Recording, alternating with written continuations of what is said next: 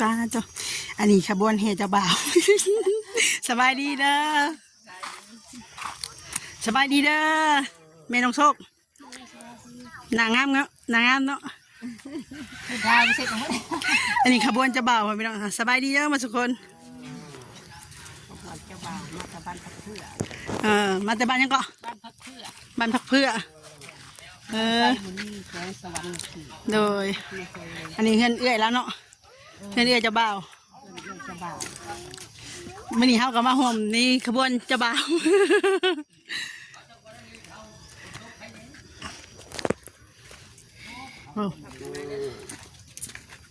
ไปเถิดนะไปหอนพวกกระปุก ปินไปแล้วรถเจ้าบ่าวเอาเจ้าบ่าวขี่คันใดคันไหนเนาะมันจะคือยังว่าใส่ผ้ารถสบายดีเด้อไอเพื่อนเจ้าบ่าวโอ้เสียเขาในเอาไข่ออกนอกอันนี้เป็นใหญ่หมูเจ้าบ่าวเด้อพ่อพี่น้องเป็นอะไรก็รู้สึกนะเคยได้เป็นหมูเจ้าบ่าวอยู่บ่เคยคือครั้งแรกมันนี่เสียโตถืออยู่บ่บัดนี้บ่เป็นวันโลกตัวเองเป็นเจ้าบ่าวเองเลยเนาะนี่ทางนี้เนาะสบายดีเด้อ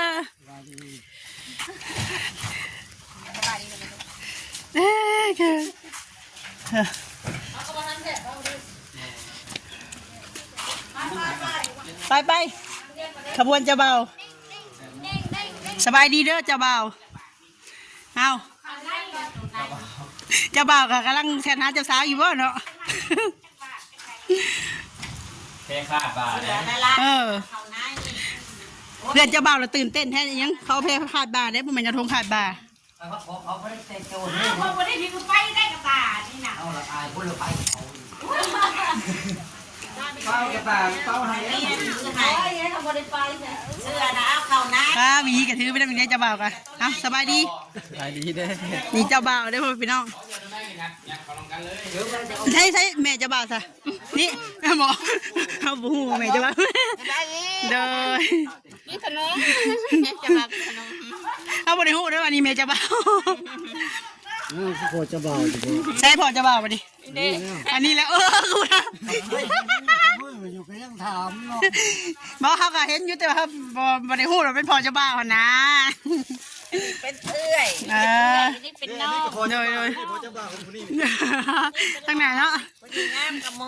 แล้วเอาคือบุตรทำพ่อเจ้าบ่าวหรอคนนี้งามกระโมเลยน้องหลาน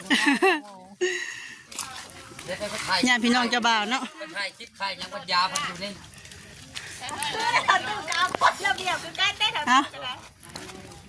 อันนี้เลยเจ้าบ่าววันนี้ใส่ชุดพันสีเดียวกันนี่เด้อเปลี่ยนสีเจ้าบ่าว2 คน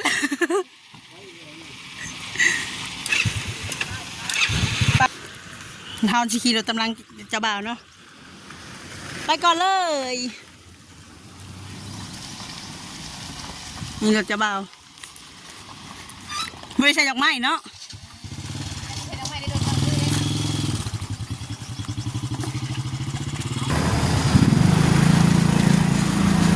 ทางไปเห็นเจ้าสาว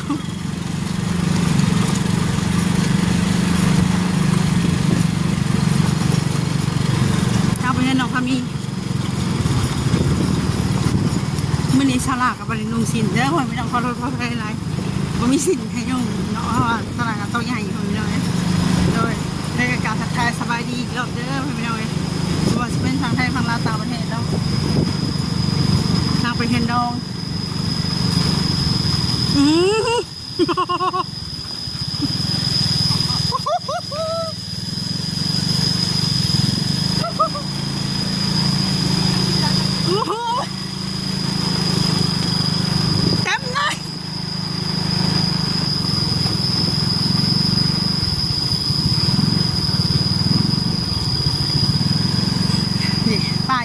เงินดอง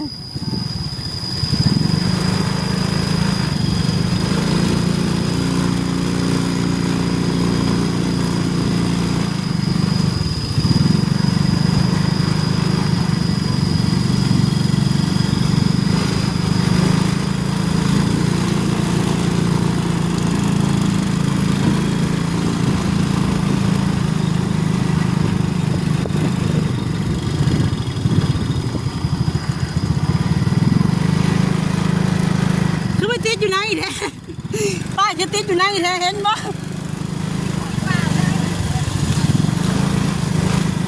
ขันบ่สังเกตดีๆบ่เห็นป้ายเลยดิ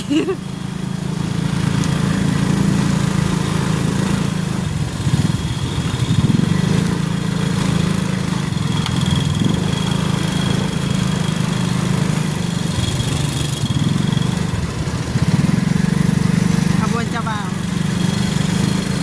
อ๋อหมูไข่เก็บมะม่วงไข่ก็ไม่ยังช้อนมะม่วงไข่เด้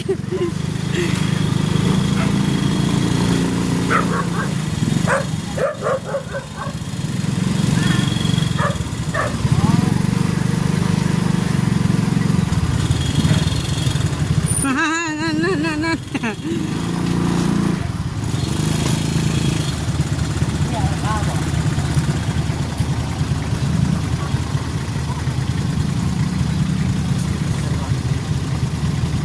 จอดนี่บ่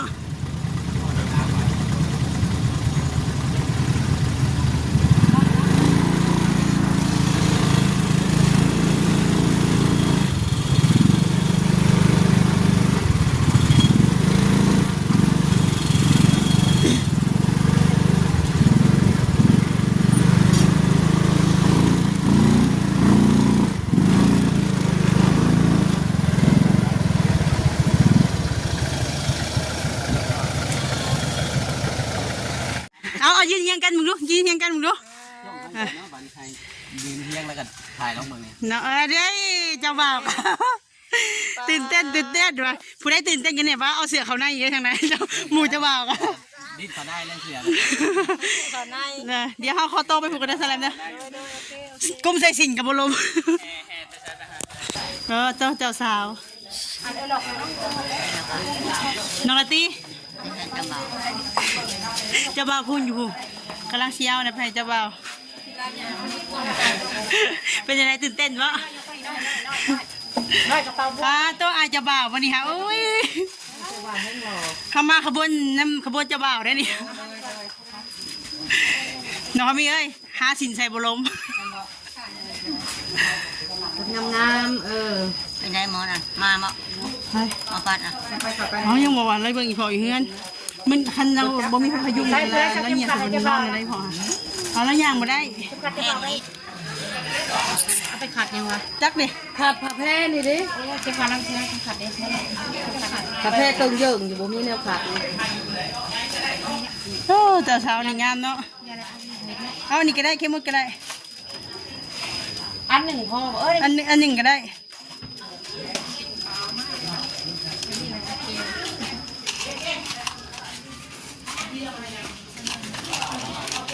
เอาดีจะเข้าไปพอดีเลยเนาะอย่าเก้าไอ้ก็อย่าเก้าสบายดีมาจะเช้าปะอันนี้6 จะเช้าป้าเจ้าฉันเอาปวดที่เข่าอีกเลยสบายดีจะสบายดีเด้อแม่ครัวจะสบายดี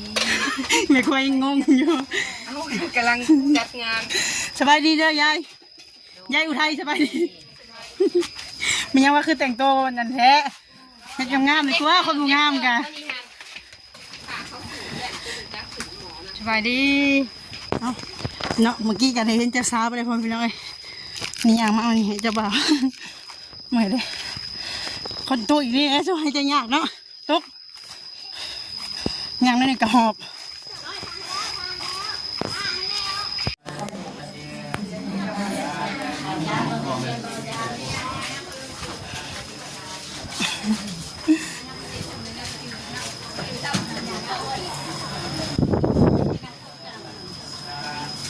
ของนอนจะบ่าวจะสาวสบายดีตอนนี้ก็ยังไม่สบายดีเลยด้วยเขาสบายดีเลยนะถ่ายกันมา2 ครั้งเยี่ยมพี่เวลาก็ยังไม่สบายดีวันนี้จัดการบอกจังยังไม่ได้อาการเป็นไรที่ยังอยู่งานเป็น แก้ผู้ขาเดินตัวตัว พอมีไม้เนาะ นี่เขาจะได้สู้ปันคู่สมรสในสู้เท้าปันคำเก่งคำเท้าคำเก่งกับนางราศีของเงียบตัดคนในพวกผู้นี้ลูกค้าแก่เนี่ยเดียวมีเดียวทำมาบ้างมือให้มีความสุขสุขใจตลอดอะไรนั้น ไปไหนก็เอา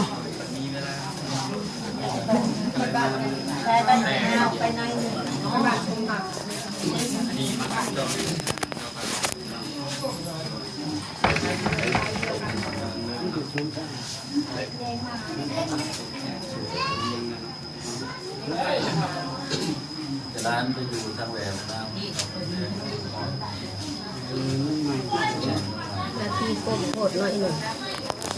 เลยคือน้อยหนึ่งใส่หมด นาติ้งเงยขึ้นเองให้หนึ่งแล้วว่ะ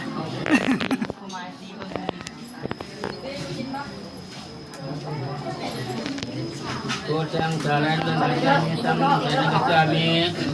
สังฆังสารกัจจามิตุติยปิตุจังสารกัจจามิตุติยปิตังสารกัจจามิตุติยปิ กล้องจะเป็นยังไง ตังมิ เนาะ ตาติยปิตังสารกัจจามิตาติยปิตังสารกัจจามิตาติยปิสังฆังสารกัจจามิเยติปิโสปะกะมะตะมะตังกุโสอิสะจารณะสัพพโนปะโนตุมิมันก็ที่สัจเทวมนุษย์นังพุทโธภควะติสาวกโลภะวตาธัมโมสัจจิโกอาการลิโกหิปัสสิโกปัญญิโกปัจจตังเวทิตาโพนิเตสุจิปะ แน่มันจะพูดเด้อเจ้าบ่าวเจ้าสาวแน่มัน เนี่ยไปเทียนคุณจะเลยได้ลูกได้เสื่อมไหม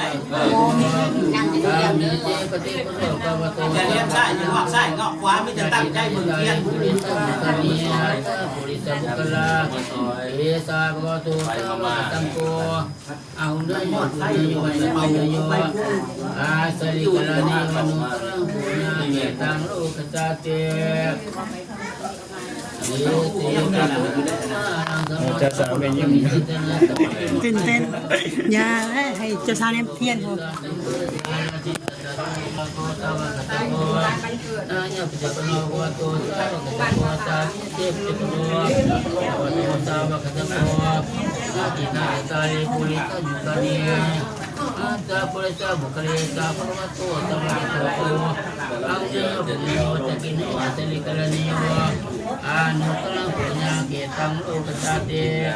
Sa katawa mo talagang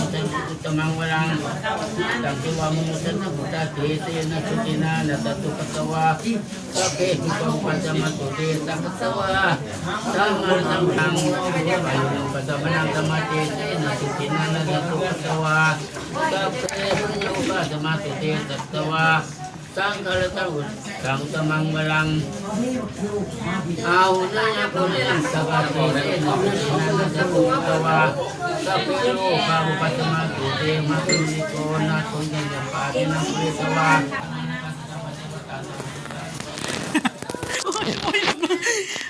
กระโดดซ้ำหลุดมือเลยหักมาบ่เลยมากับใครนี่ มาคนเดียวตัว โอ้ยใช้เดียวเนาะทางนี้มาโดนแล้วมาแต่เช้าพุ่นเขามากับขบวนจะเบา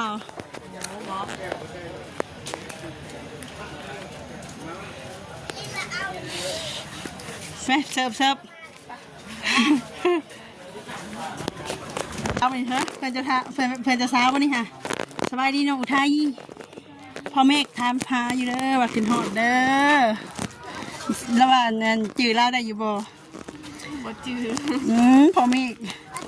ก็ปวดจืดได้หลายคน เดี๋ยวแชร์เบิ่งเฟซแล้วเด้อเราขึ้นหอดเราโทรมาถามอยู่ตลอดแล้วถามว่าจืดได้บ่วะเวลาเราจะสิมาเยี่ยมยามตอนนี้เราก็บ่สบายอยู่คือบนยงสิเนาะอันนี้ก็ได้สิถอดเลยนี่ไง อย่างใส่ส่งสบายนี่ อันนี้คือกันนั่นแหละนุ่งสิและสิรุ่นเลยนี่ไงเฮ็ดเวียกทำบ่กวนแล้วสบายดีโดยสบายดีเด้อสบายดีเด้อทางนี้สิจบเลยจบคลิปแล้ว